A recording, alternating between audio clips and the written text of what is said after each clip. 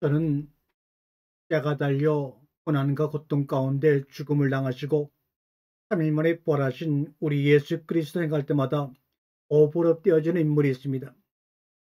공사인 아버지의 눈을 뜨기 위해서 서로 인신공양이 되어 300석의 자기를 팔아서 자기는 인당수에 몸을 던져 죽고 아버지를 눈을 뜨게 하기 위해서 헌신했던 공양미 삼척 300석의 주인공 심청입니다. 불에 빠져 자기를 드리는 인신공양의 제물이 되었지만 결국 심청이는 살아서 아버지를 보는 순간 아버지가 그의 목소리를 듣고 그때까지 열리지 않았던 눈이 열려서 보게 되었다는 우리 고전 판소리의 아름다운 이야기입니다. 예수님도 우리에게 하늘에 바쳐진 공양미가 아닐까라는 생각을 해봅니다. 하늘에 바쳐진 공양미 예수 그리스도. 우리를 위해 십자가에 돌아가시고 부활하셨지만 부활하신 예수 그리스도의 소리를 듣는 순간 우리의 감격던 눈이 떠지는 것처럼 그러한 역사가 우리의 삶 가운데 이루어지기를 바랍니다. 예수님은 우리의 양식입니다. 오병의 기적을 일으킨 다음에 그 무리들에게 나를 먹고 나를 마시지 아니하면 너희 가운데 영생이 없다고 하는 누구도 이해하지 못한 아리송한 말을 던졌습니다. 그러면 여기서 말씀하는 양식이라는 것은 무엇인가? 일반적인 양식이라고 한다면 하루라도 먹지 않으면 살 수 없는 것입니다. 하루라도 아버지의 뜻을 행하여 그의 일을 이루어 드리지 않고서는 살 수 없는 것, 그것이 바로 예수의 삶입니다. 그분에게는 먹고 마시고 숨쉬고 얘기하고 길을 걷고 사람을 만나고 잠자는 것까지 모두가 아버지의 뜻을 행하여 그분의 일을 완성하는 일이었습니다. 한순간도 아버지의 뜻에서 눈을 돌리지 않으셨습니다. 그러기에 일거수 일투족의 빈틈이 없었고 말 한마디에도 허튼 소리가 없었습니다. 진리라고 하는 것은, 말씀이라고 하는 것은 한순간도 떠날 수 없는 것이니, 그래서 중용해 보게 되면 이런 말이 있죠. 떠날 수 있는 것이라면 도가 아니다, 진리가 아니다라고 말합니다. 이 중용에서 말하는 도라고 하는 것은 성을 쫓아 사는 것인데, 성이라고 하는 것은 곧 하늘의 명령입니다. 따라서 하늘의 명령을 쫓아서 그 뜻을 이루는 삶은 단 한순간도 중단될 수 없는 것입니다. 어느 개울이 바다와 중간에서 단절된다면 아무리 짧은 순간이라고 해도 그 개울은 끝내 바다에 닿을 수 없고, 그래서 그 개울은 죽고 말 것입니다. 사람도 그러합니다. 사람의 육신은 살아있는 동안 어느 한순간도 하늘의 명령 곧 자연의 법도에서 어긋남이 없어야 합니다. 그런데 그것은 눈에 보이는 육신이 그러하다는 얘기입니다. 보이지 않는 몸은 어떠합니까? 하나님의 명령에서 벗어나는 순간 그것은 죽습니다. 어김없이 죽습니다. 그래서 세상에는 멀쩡하게 살아 움직이면서 죽어있는 송당질이 이다지도 많구나 라고 합니다. 죽은 자를 장사 지낼 죽은 자들이 거리마다 건물마다 흘러 넘친다고 주님이 말합니다. 그러나 사랑하는 성도 여러분, 아직 절망하기는 일러요. 죽어있는 그들을 살리기 위한 방편으로 진리로 길로 오신 분이 아직 세상을 떠나지 않았습니다. 죽은 자를 되살리기, 이것이 하늘로부터 받은 예수 그리스도 그분의 명령이었습니다. 그리고 그분은 어느 한순간에도 이 명령에서 멀어진 적도 떨어진 바도 없습니다. 노자는 말합니다. 성인은 하루 종일 길을 가도 양식 실은 수레와 떨어지지 않는다 말합니다. 시중은 양식 실은 수레입니다. 여기서는 도를 일컫습니다. 온종일 길을 가되 한순간도 도를 벗어나지 않는 사람, 그를 일컬어 노자는 성인이라고 합니다. 너희가 넉 달이 지나야 추수할 때가 이르겠다 하지 아니하느냐. 내가 너희에게 이르노니 눈을 들어 밭을 보라. 휘어져 추수하게 되었도다. 거두는 자가 이미 싹도 받고 영생에 이르는 열매를 모으느니 이는 뿌리는 자와 거두는 자가 함께 즐거워하게 하려 함이라. 그런즉 한 사람이 심고 다른 사람이 거둔다는 말이 옳도다. 내가 너희로 노력지 아니한 것을 거두러 보내었느니 다른 사람들은 노력하였고 너희는 그들의 노력한 것에 참여하였느니라 말합니다. 복음으로 이미 화한 자, 복음으로 이미 변한 자, 곧 복음의 화신은 입만 열면 복된 말씀이 나옵니다. 그 얘기는 세상의 온갖 소리에서 하나님의 음성을 듣고 눈은 산라만상에서 하늘의 경륜을 봅니다. 이왕 먹는 얘기가 나왔으니 말이죠. 한마디 더 하겠습니다. 저 들판을 보아라. 너희 눈에는 아직 넉 달쯤 더 있어야 추수할 때가 되겠다고 하는 것이다. 그것은 나도 마찬가지다. 그러나 내 눈에는 또 다른 들판이 보이는구나. 하늘을 먹여 살 곡식들이 무르익어서 고개를 숙이고 있구나. 너희는 알고 있느냐?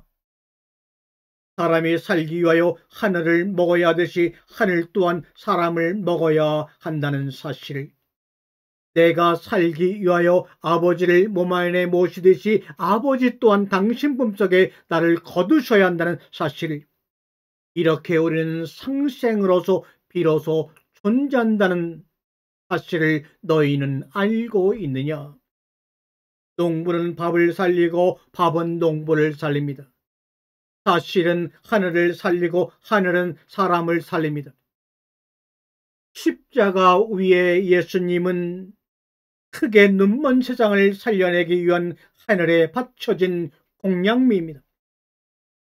여기서 예수는 제자들을 거두는 자로 세상에 내보냅니다. 그러면서 그들의 일이 뿌리는 자의 수고로 말미암아 결과를 거두는 것에 지나지 않음을, 말하자면 자기 일의 한계를 잊지 말라고 일러줍니다.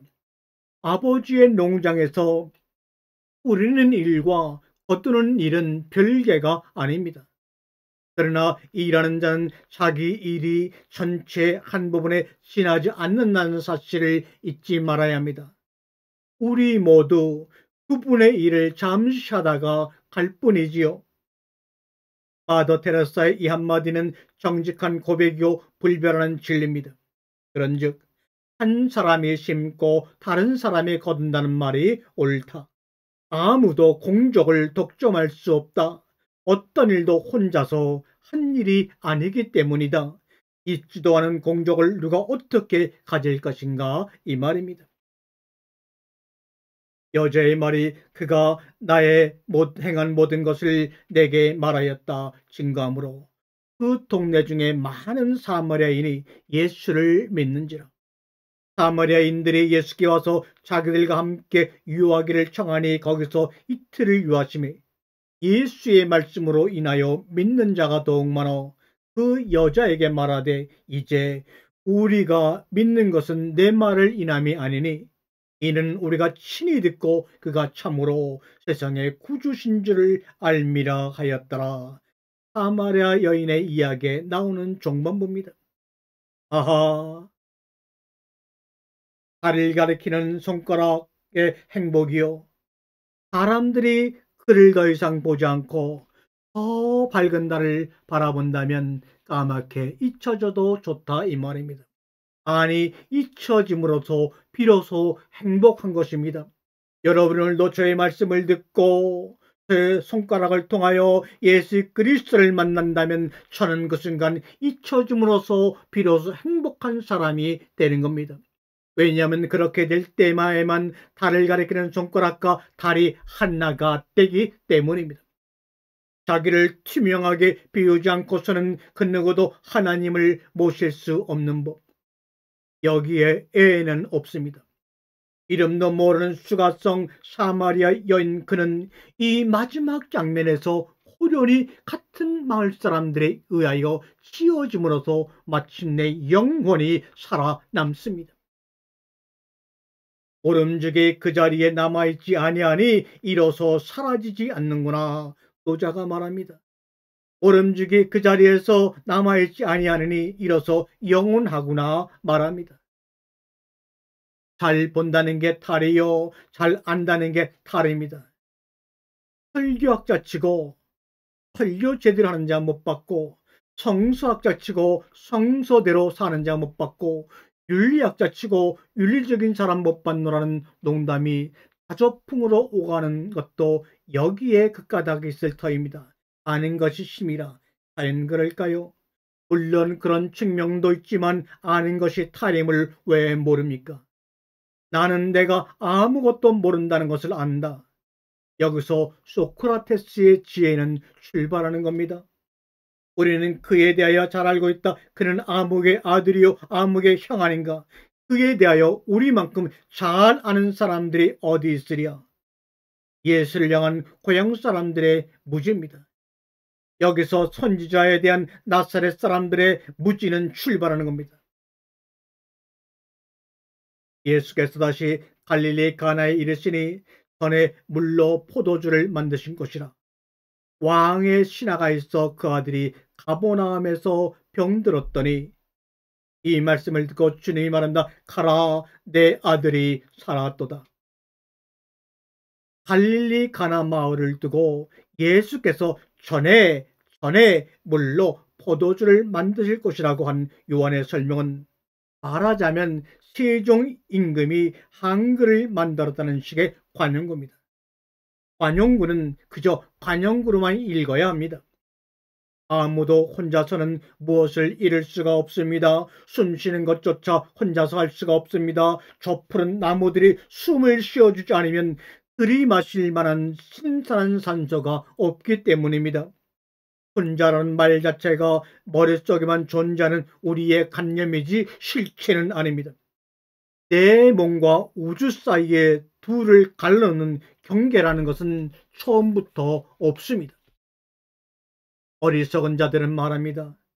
내가 술을 마셨노라. 지나가던 사람이 묻습니다. 술이 없는데도 그대가 술을 마셨는가? 술이 거기 있어서 내가 술을 마실 수 있는 것이다. 술이 나로 하여금 술을 마시게 한 것이다. 그 누구도 함부로 내가 무엇을 했노라고 큰 소리 치면 안 된다 이야기입니다. 이는 예수에게도 애누리 없이 적용이 됩니다. 아무리 훌륭한 의사라 해도 병든 사람이 없으면 고쳐줄 수 없거늘 예수께서도 혼자서 물로 포도주를 만드실 수는 없었으리라. 그럴 이유 또한 없지 않은가 이 말입니다. 가버나움의 어느 고관 아들을 죽을 병에서 살려주시는 이야기도 마찬가지입니다. 그가 예수께서 유대로부터 갈릴리에 오심을 듣고 가서 청하되 내려오셔서 내 아들의 병을 고쳐주소서 하니 저가 거의 죽게 되었습니다. 그가 누구든 어떤 신분이든 누구를 받드는 사람이든 병들어 죽어가는 아들의 아버지는 예수를 만날 자격이 있습니다. 자기 힘으로 풀 수 없는 문제를 안고 있는 사람은 하나님을 만날 권리가 있습니다. 그러나 세상에는 이런 자격을 지니고도 끝내 그 권리를 행사하지 않는 사람이 얼마나 많은가 안타깝습니다. 이름 지어 부를 수 없는 그분, 떠나서 한순간도 존재 못하면서 그분에게 돌아가기를 한사코 거부하는 자를 일컬어 성숙한 인간이라고 부르던 시절이 있었습니다. 그런즉 아들이 병들어 죽게 된 것이 왕의 신하에게는 얼마나 큰 은총이었던가. 아들이 병들지 않았더라면, 병들어 속절없이 죽어가지 않았더라면 그는 예수를 만나러 가버나움에서 가나까지 먼 길을 달려오지도 않았을 것이요. 마침내 하나님을 만나 온 집안이 다시 사는 영광을 누릴 수도 없었을 터입니다. 사도 바울은 로마서 8장 28절에 우리가 알거니와 하나님을 사랑하는 자 곧 그 뜻대로 부르심을 입은 자들에게는 모든 것이 합력하여 선을 이루느니라. 사랑하는 성도 여러분들이요, 모든 강이 바다로 흐르듯 우리에게 일어나는 모든 일이 우리로 하여금 그분께로 흐르게 합니다. 그대로 따르는 자에게는 그에게 발생하는 모든 사건이 영생에 들도록 이끄는 안내자요 길인 것입니다. 그러나 그 일이 저절로 이루어지는 것은 아닙니다. 하늘의 빗방울은 그것을 받는 땅이 있어서 내릴 수 있고, 은총은 믿음이 있어서 비로소 은총인 것입니다.